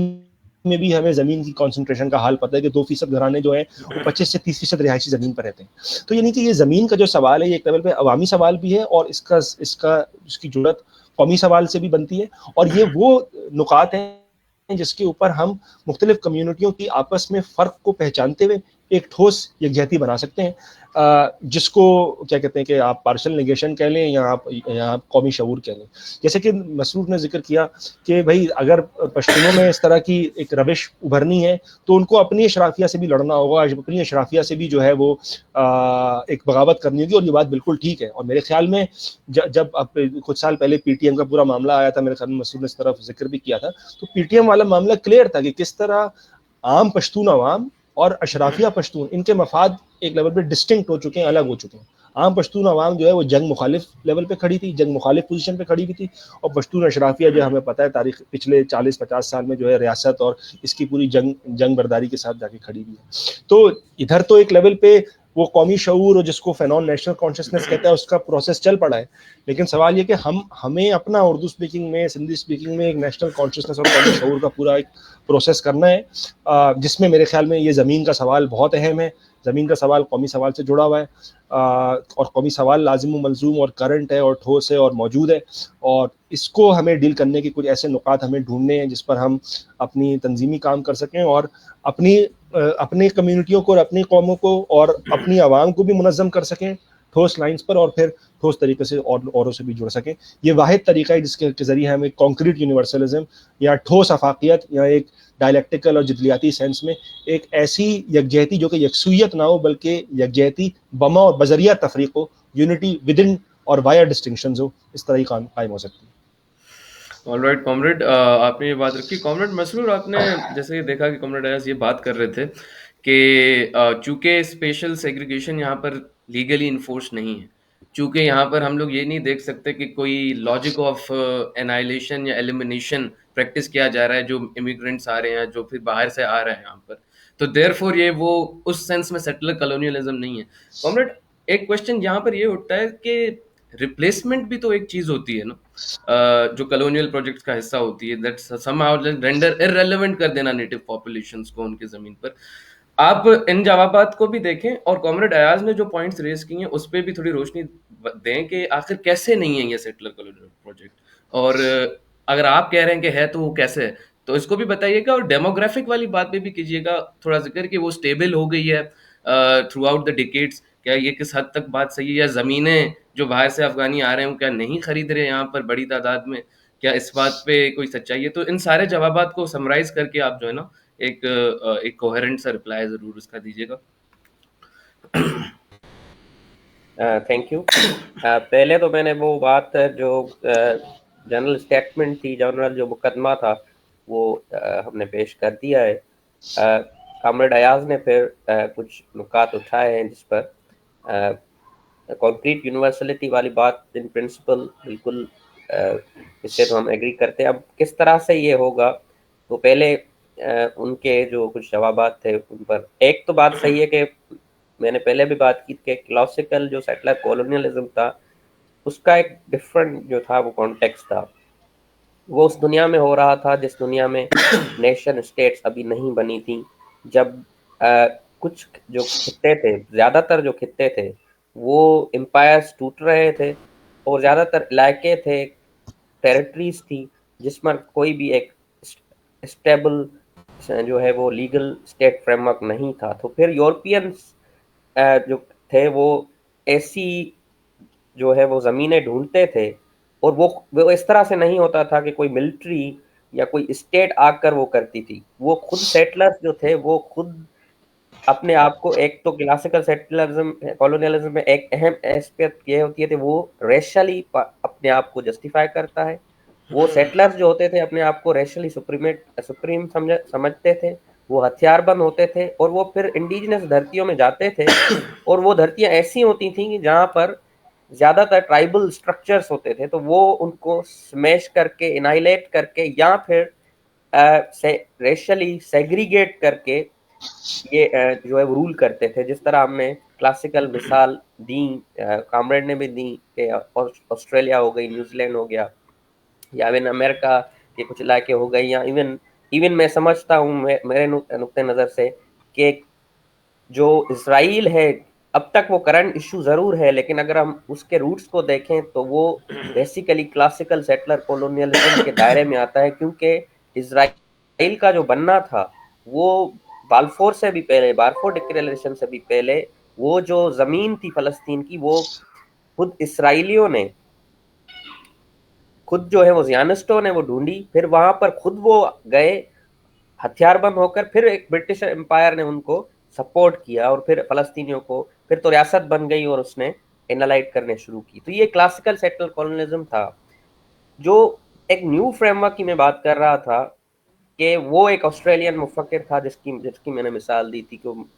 उसके फ्रेमवर्क को बेसिकली मैं एम्प्लॉय कर रहा था, कि लचलान मिकनोमे की, कि वो अपने किताब में ये न्यू कॉन्सेप्ट देता है कि किस तरह से सेटलर कॉलोनियलिज्म जो न्यू सेटलर कॉलोनियलिज्म है उसकी डिफ्रेंसिएशन है। एक तो वो उस दौर में हो रहा है जिस दौर में स्टेट्स मौजूद हैं, और वो उस खित्तों में हो रहा है जो ज़्यादातर पोस्ट कॉलोनियल स्टेट्स हैं।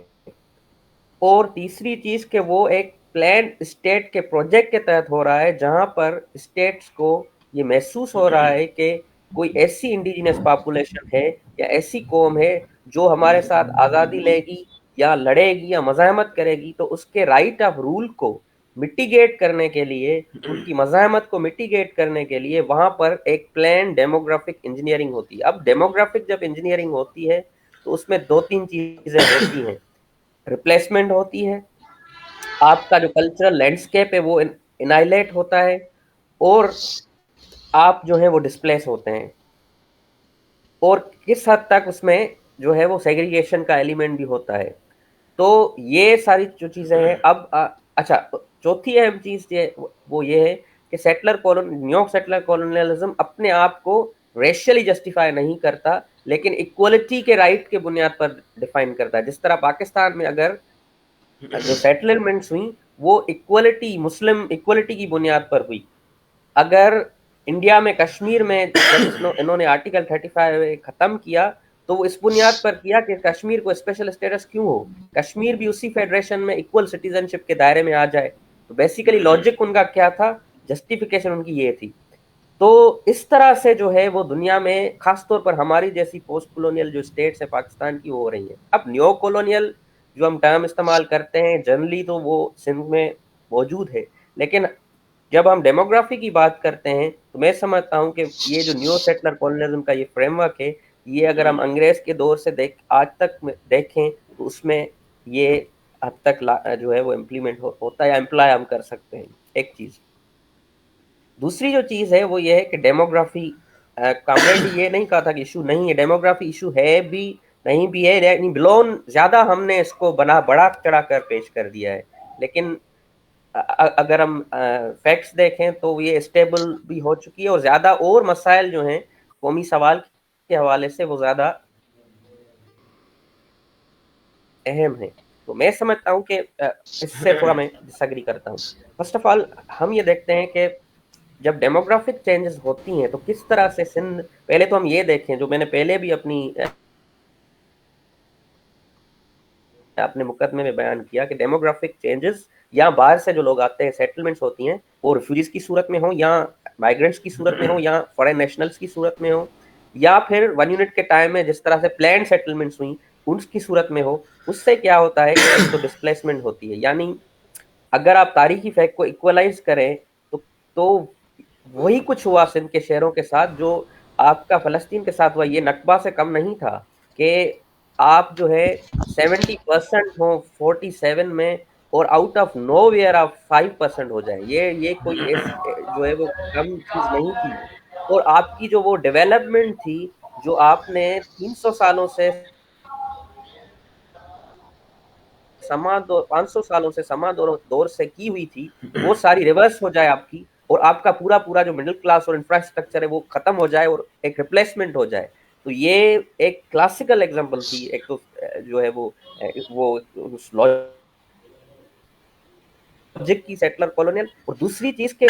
ये हम कह सकते हैं यार हारी तो पहले भी गरीब थे जब हिंदू होते थे, जब वो पार्टीशन के बाद हारी तो हारी ही रहा, मजदूर तो मजदूर ही रहा, तो इससे कोई फर्क तो नहीं पड़ता। मामला ये सिर्फ नहीं, मामला ये है कि जब ये तरक्की आपकी पूरी खत्म हो गई, रिवर्स हो गई, तो सिंध को दोबारा 2 दहाइयां लगी अपने शहरी मिडिल क्लास डेवलप करने को, और आज तक जो है वो हमारे जो अनकॉन्शियस में सिंधी जो लिटरेचर आप पढ़ेंगे तो उस ट्रेजिडी से शायद वो ट्रेजिडी हम ज्यादा फील करते हैं, उस ट्रेजिडी से वो लिटरेचर नहीं निकल सका कि हमारे शहर आज हम अपने बड़े से बड़े शहर में अकलियत में हैं, 10% हैं। तो ये जो एक चीज थी उससे क्या हुआ कि हम जब कहते हैं नेशनल जो सवाल रिजॉल्व हो, तो उसका मतलब ये नहीं होता कि उसका डायरेक्ट इम्प्लीकेशंस जो हैं वो कोई क्लास नेचर के हो जाएं। फॉर एग्जांपल रोजा लग्जमबर्ग और लेनिन के यही मामला था। रोजा ये कहती थी कि पोलैंड अलग भी हो जाए तो क्या हारियों और मजदूरों पर क्या असर पड़ेगा। तो लेनिन ये कहता था कि जब वो आजाद होगा तो कम से और हम जब उसकी आजादी के लिए खड़े होंगे तो कम से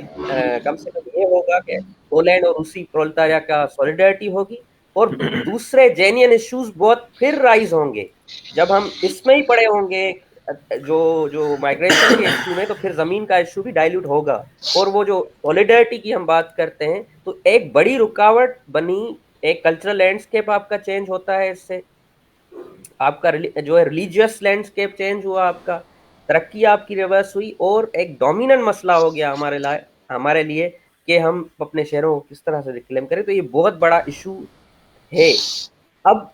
फैक्ट्स की जब हम बात करते हैं तो जैसे बात की कि पहले हम क्या थे कराची के अंदर, यहाँ हम आज 58% हो गए, 58, और हमने ये एक्सेप्ट किया 1988 में कि उर्दू अब जो स्पीकिंग है अब वो सिंधी है, वो अब किसी तरह से भी, मैं जितना सिंधी हूँ इतना ही अयाज जो है वो सिंधी है मेरे लिए। तो ये हमने जो है एक हद तक वो चीज हो गई, तो उनको भी अब मिलाते हैं तो 78% हो जाते हैं। लेकिन आपने जो करंट जो सेंसस हुए 2, उसमें अगर आप देखें तो जिस तेजी से माइग्रेशन हो रही है اس سے اور زیادہ، یعنی پورے سندھ کے شہروں کے اندر irregular انڈاکیومنٹڈ لوگ آتے ہیں، ووٹ خرید کرتے ہیں، ووٹ کی رائٹ لے لیتے ہیں، اس کے بعد پراپرٹیاں لے لیتے ہیں، وہ لینڈسکیپ آپ کا چینج ہوتا ہے اور ایک محرومی پیدا ہوتی ہے یہاں کے لوگوں میں. تو ایک جینین ایشو ہے. اور سینسس اگر ہم دیکھیں تو اس سینسس میں، صرف آپ اس سینسس میں دیکھیں تو سندھ کے جن کو یہ سو کالڈ جو پاکستانی نیشنلزم کہتا ہے انٹیریئر سندھ یا دیہی جو ہے وہ سندھ، تو ان کے اضلاع میں ہماری جو بھی کانسٹیٹوئنسیز کی سیٹیں ہیں وہ کم ہو گئی ہیں. اور جو ساؤدرن پٹی ہے اس کے اندر جس طرح سے ٹھٹا کی زمینوں پر اس طرح سے جو یہ ڈسپلیسمنٹ ہوتی ہے تو اس سے بھی ایک حد تک وہ ڈیموگرافک چینجز ہوتی ہیں. تو میں سمجھتا ہوں کہ آج بھی ایک جینین ایشو ہے اور بہت سینسٹیو ایشو. اگر یہ سینسٹیو ایشو نہ ہوتا اتنا تو پھر تو ہم کہہ دیتے ہیں کہ یار یہ سندھی عوام جو ہے کسی کنسپریٹری گروپ نے ان کو جو ہے وڑگلایا ہے. کوئی ان کو جو ہے نا کوئی میش فیسسٹک کوئی گروپ ہے جو سندھی عوام کو اتنا سینسٹائز کیا ہوا ہے. یہ بیسیکلی ایشو نہیں ہے، کچھ لوگ ہیں شرارتی جو یہ کر رہے ہیں، نہیں، اس کی مٹیریل بیسز ہیں جس کی وجہ سے اتنی سینسٹیوٹی ہے اس ایشو کے بارے میں. اب آخری جو بات میں نے کرنی تھی وہ یہ، اسی پر ایگری ہو کر کے یہ کانکریٹ یونیورسلٹی ہمیں کس طرح سے کنسٹرکٹ کرنی ہے. ایک تو ہم سمجھتے ہیں کہ سندھی اسپیکنگ، اردو اسپیکنگ سندھی جو سندھ کے وارث ہیں، اور وہ سارے لوگ جو سندھ میں رہتے ہیں اور سندھ کو اون کرتے ہیں، یعنی جنہوں نے پرانا کنیکشن ختم کر دیا ہے اپنا اور وہ سمجھتے ہیں کہ اب ہم اس دھرتی کے ہیں، وہ بھلے افغانی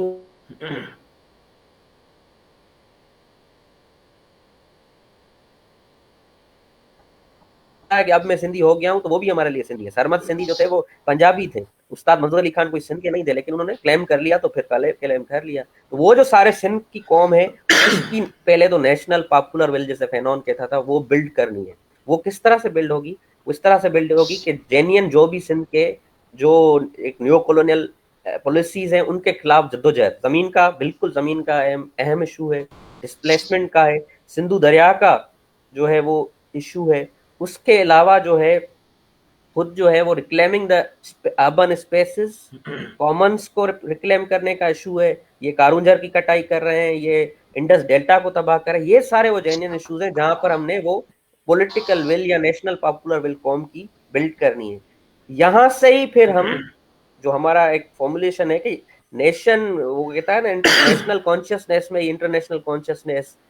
جو ہے وہ پلتی ہے پھولتی ہے، فینون یہ کہتا ہے. تو یہاں سے ہی پھر ہم دوسری اقوام کے ساتھ کوئی کانکریٹ یونیورسلٹی بنا سکتے ہیں. لیکن کچھ ایسے ایشوز ہیں جہاں پر وہ یونیورسلٹی تب بنے گی، وہ کانکریٹ یونیورسلٹی یا کانکریٹ تب بنے گا جب میں پارشل نیگیشنز ہوگی. فار ایگزامپل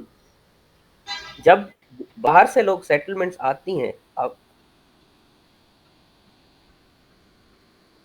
خاص طور پر افغان ریفیوجیز کی میں بات کروں یا پشتونوں کی میں بات کروں، تو آلریڈی اریکٹڈ جو اسٹرکچرس آف ایتھنیسٹی ہیں اس میں اسٹیٹ کا کانشیس رول بھی ہے. اس میں افغان جہاز سے لے کر جو خود پشتون رولنگ کلاس انکارپوریٹ ہوا ریاست کے اندر اس کا بھی رول ہے، اور اس میں آف کورس اردو اور سندھی اشرافیہ کا بھی رول ہے. آلریڈی جو اریکٹڈ اسٹرکچرس آف ایتھنیسٹی ہیں، تو لوگ جو آتے ہیں، عام جو لوگ آتے ہیں، ان کو تو پتہ نہیں، وہ انہی اسٹرکچرس میں پھر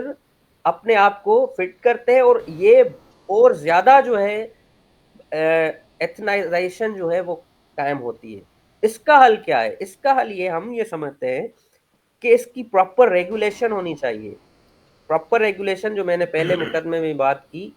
ریفیوجیز جو ہیں ان کو ریفیوجی کا اسٹیٹس دیا جائے، ان کو بارڈر کے علاقوں میں رہا جائے، ان کو ازائلم کیا پورا دنیا میں سسٹم ہے اس میں سسٹم میں رہا جائے، ان کو بنیادی سہولیات دی جائیں. جو ان میں ایسے لوگ ہیں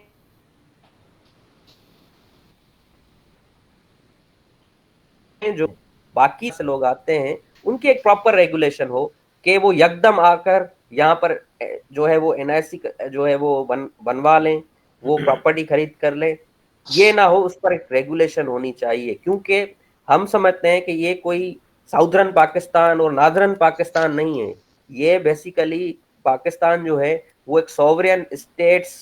کا मजमुआ है, वो सॉवरेन नेशंस का मजमुआ है, तो उस नेशन में आप जब जाते हैं तो उसकी कोई ना कोई रेगुलेशन हो, अगर वो रेगुलेशन नहीं होगी तो ये डेमोग्राफिक इशू और ज्यादा बनेगा। अब इस मामले पर जब हमारे पश्तून भाई तरक्की पसंद और कौम परस्त जो दोस्त हैं और हम जो है वो उस पर जब हम एक ऐसी पोजीशन लेंगे जिससे दोनों अक़वाम के मफादात या दोनों अक़वाम के मजलूम अवाम के मफादात सर्व हों, यानी हम तो इस जंग के खिलाफ हैं जो जंग पाकिस्तानी रियासत ने मुसलत की हुई है उनके ऊपर, हम रिफ्यूजी के राइट्स के भी हक में हैं, तो उनको भी एक पार्शल नेगेशन करनी पड़ेगी कि वो इस राइट को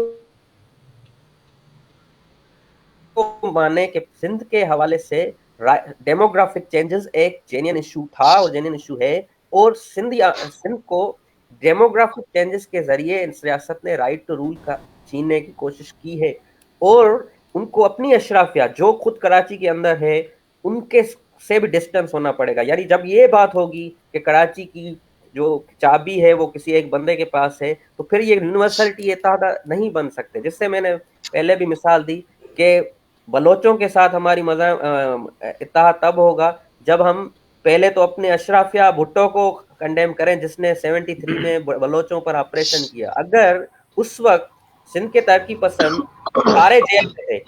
जब जुल्फकार अली भुट्टो ने बलोचों पर ऑपरेशन किया तो सारे जेल में थे, सारे भुट्टो के खिलाफ थे। मैं एक मिसाल देता हूं, अगर वो भुट्टो के साथ खड़े होते तो क्या कभी नेप की सूरत में या पूनम की सूरत में या कभी खैर बख्श मरी और साईं जीएम सैद ये आपस में कभी इत्तेहाद कर सकते? नहीं कर सकते थे। जब हमारे लोगों ने पार्षद या खान गफार खान और साईं जीएम सैद के जो आपस में ताल्लुकात थे वो भी इसी बुनियाद पर थे कि जब वो आप एक हद तक अपने आप को पार्शली नेगेट करते थे। तो मेरा मकसद ये है कि हम, और यही बात पंजाब के लोगों के साथ भी है,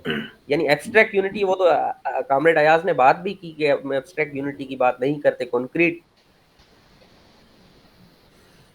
यूनिटी इन डिस्टिंक्शंस बात करते हैं। तो फॉर एग्जांपल पानी का मसला है, तो पानी का मसला यानी मुझे याद है लेबर पार्टी ने 2011 या 12 में कालाबाग डैम के खिलाफ लाहौर में एहतजाज किया था और सिंध में उसकी बहुत ज्यादा जो है वो हिमायत हुई थी। ये है तरीका जिससे हम कॉन्क्रीट यूनिवर्सिटी कर सकते हैं। यानी आज हम अगर महारंग के लिए एहतजाज हैदराबाद में करते हैं तो इसी तरह से लाहौर के अंदर एहतजाज होना चाहिए सिंधु दरिया के लिए, तो फिर ये कॉन्क्रीट यूनिवर्सलिटी और कॉन्क्रीट इत्तेहाद बनेंगे। तो इसी को हम मैं समझता हूँ पार्शल नेगेशन समझता हूँ, अयाज ने उसको नेशनल कॉन्शियसनेस का या कॉन्क्रीट यूनिवर्सलिटी, जिसमें आप एक हद तक अपनी जुज़वी जो है वो नफी करते हैं। तो आखिर में एक दो नुकात में दोबारा करता हूँ कि अफगान रिफ्यूजीज के हवाले से मैंने बात की कि उनका इंटरनेशनल जो प्रोटोकॉल है उसके हिसाब से उनको डील किया जाए, इकोनॉमिक माइग्रेंट्स या इरेगुलर जो माइग्रेटरी पैटर्न्स हैं उनको रेगुलेट किया जाए और वो राइट्स इनको दिया जाए जो 18वीं तरमीम में भी है। Freedom of movement, freedom of property subject to reasonable, वो इस तरह से इस्तेमाल नहीं हो सकती कि दूसरे राइट वायलेट हो। इसी अंदाज से जो है हम आगे बढ़ सकते हैं। Thank you. और मैंने कहा जो जिस तरह आपने उसको फ्रेम किया उससे मैं स्लाइटली डिसएग्री करता हूँ। डेमोग्राफिक इंजीनियरिंग वाली बात पे जैसे मैंने कहा कि मैंने बार बार यही कहा कि डेमोग्राफिक इशू है, लेकिन वो इतना बड़ा इशू नहीं जितना इसको मेरे ख्याल में बनाया जाता है, और इसको जिस तरह बनाया जाता है उसकी भी मटेरियल बेसिस है। ये मसरूर ने बात बिल्कुल ठीक कही, और इसकी मटेरियल बेसिस मैं आपको बता सकता हूँ। इसकी मटेरियल बेसिस यही है कि जो पार्टीशन के वक्त जो शॉक हुआ है, एक शॉक है ऑफ ट्रांसफर ऑफ पॉपुलेशन, आप जो भी इसको कहें, डिस्प्लेसमेंट, उसकी वजह से जो अर्बन रूरल डिवाइड एक लेवल पर आ गया उर्दू स्पीकिंग और सिंधी स्पीकिंग में, उसका फिर इजहार होता है एक खास किस्म की डेमोग्राफिक फियर में, जो जिसमें ऐसी बात है एक सच्चाई भी है, हक्कानियत भी है। लेकिन जिस तरह मैं बार बार बता रहा हूँ, अब हम जो पिछले 30-40 साल से जो तब्दीलियां आई हैं, अर्बनाइजेशन हुई है, इस तरह सिंधी स्पीकिंग मिडिल क्लास के लोग भी और अवामी लेवल पे लोग भी अलग अलग वजूहात की बिना पर लैंड पैटर्न बदल रहे हैं, सो कॉल्ड नेचुरल डिजास्टर हो रहे हैं, उसकी वजह से जो लोग शहरों में आ रहे हैं, इसलिए हमारे शहरों का मेकअप भी बहुत बदल गया है। अब ये शहर उस तरह नहीं उर्दू स्पीकिंग की इजारादारी रहे, अगर थे भी किसी पॉइंट पे जो 40 साल पहले लोग क्लेम करते थे। तो इनफैक्ट क्योंकि शहरों का मेकअप तब्दील हो रहा है, क्योंकि शहर और गांव में, देही और शहरी में नए किस्म की जुड़तें बन रही हैं, ये एक्चुअली नया ग्राउंड है, नई बुनियादें, नई बेसिस है जिस पर अगेन कौमी सवाल को, कौमी जबर को हम नए तरीके से आर्टिकुलेट कर सकते हैं, इसकी तरफ मैं बार बार इशारा करता रहा हूँ. ज़मीन का सवाल ले लें, रसूल ने बिल्कुल ठीक कहा, पानी के इख्तियार की बात कर लें एंड सो ऑन, जिसमें अगेन वो वही बात है कि हमें इन तमाम मुख्तलिफ तारीखों का, मुख्तलिफ किस्म की जो जबर रहे हैं, जो डिस्प्लेसमेंट रही है, इनसे जो एक जज्बाती वाबस्तगी, जो एक कौमी तशख़्ख़ुस इससे जो तारीखी तौर पर बना है, उसको डील करना पड़ेगा, और उसी के ज़रिए फिर हम जो है ना वो एक कॉन्क्रीट बात कर सकते हैं. दूसरी बात, जहाँ तक वही बात की रोज़ा और लेनिन वाली बात, उससे कोई डिसएग्री नहीं है. लेनिन की बात इस मामले में बिल्कुल ठीक थी कि भाई के कौमी क्लास सवाल उस वक्त तक मान पड़ता रहेगा जब तक आप कौमी सवाल को ठोस तरीके से नहीं डील कर सकते, राइट. और उसमें फिर इसीलिए वो लेनिन वाली बात से फिर हम कॉन्क्रीट यूनिवर्सलिटी की बात करते हैं, जो कि ग्रामशी और फैनॉन से बात निकलती है, और उसमें एक्चुअली मैं थोड़ा सा ऐड या डिसएग्री भी करूंगा मसरूर से. कॉन्क्रीट यूनिवर्सलिटी का महज ये मतलब नहीं है कि भाई बलोच जो है या पंजाबी जो है वो जाके कालाबाग डैम पर प्रोटेस्ट करें, बिल्कुल करें, बहुत अच्छी बात है अगर करते हैं, लेकिन कॉन्क्रीट यूनिवर्सलिटी वो है जो पर्टिकुलरिटी के अंदर से निकलती है, वो आफाकियत जो मखसूसियत के अंदर से निकलती है. अगर वो ठोस आफाकियत हमें चाहिए तो हमें अपनी मखसूसियात को डिपेंड करना पड़ेगा एक लेवल में. मखसूसियात को इस तरह डिपेंड करना पड़ेगा कि हम दूसरों के लिए खुलें. जो इसका ठोस मतलब, अगर मैं उसको अमली जमा पहनाऊं, तो इसका मतलब ये नहीं है सिर्फ कि पंजाबी जो है वो प्रेस क्लब के बाहर जाके खड़ा हो जाए और कालाबाग डैम के खिलाफ एहतजाज करे. जैसे कि मैंने कहा, वो बहुत जरूरी काम है, सॉलिडेरिटी का काम बहुत जरूरी काम है, लेकिन एक लेवल पे पंजाब को और पंजाबी जो हमारे साथी हैं या उर्दू स्पीकिंग साथी हैं, उनको अपनी मखसूसियत में डूब कर अपने अंदर वो जो समाजी सवालात है उनको खोलना पड़ेगा, उन पर काम करना पड़ेगा, जिसके अंदर उस मखसूसियत के अंदर वो कोपले होती हैं, वो बीजें होती हैं, जो वो बीज होते हैं जो आफाकत की तरफ खुलते हैं. जिस तरह मसरूर ने जिस तरह कहा कि in the heart of national consciousness is international consciousness born. तो यानी कि आपको कॉन्क्रीट यूनिवर्सलिटी के लिए आपको पर्टिकुलरिटी के अंदर जाना पड़ेगा, आपको इंटरनेशनलिज्म के लिए, बैनुल अक़वामियत के लिए आपको उस कौमियत के अंदर जाना पड़ेगा, और वो कौमियत के अंदर नहीं, जो फैनॉन लफ्ज़ इस्तेमाल करता है, कौमी शऊर के अंदर जाना पड़ेगा, जिसमें फिर अगेन आप जो है ना वो ये बात उठाते हैं कि भाई ज़मीन का सवाल है, समाजी सवाल आते हैं and so on so fourth. इस जाविये से उठाते हैं कि भाई ज़मीन का सवाल सिंधी कौम की अशराफिया के लिए तो हल हो गया, उर्दू वालों की अशराफिया के लिए तो हल हो गया, लेकिन आम और महकूम अवाम के लिए भी हल हुआ. इस तरह ये क्लास सवाल तो बाकी, लेकिन वो कौमी सवाल की शक्ल में बाकी है. और इन बुनियादों पे जब हम कौमी सवाल को इस्तवार करते हैं, मखसूसियत के ज़रिए जब हम कौमी सवाल को और समाजी सवाल को इस्तवार करते हैं, तो हमारे पास कुछ बुनियादें बनती हैं, एक फ्रॉम बिलो कॉन्क्रीट यूनिवर्सलिटी या ठोस आफाकियत या